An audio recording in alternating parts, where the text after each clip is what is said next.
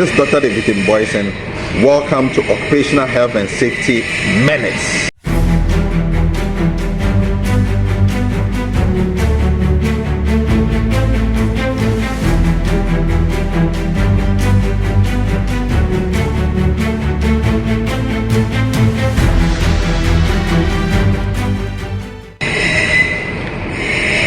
In this episode, I will be sharing with you the concept of occupational health and safety and also occupational health and safety management.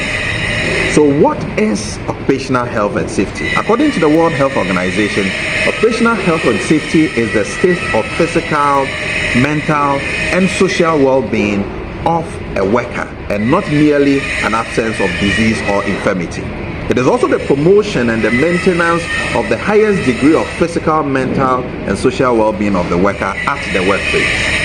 Ensuring the health and safety of workers is very paramount. So what is occupational health and safety management?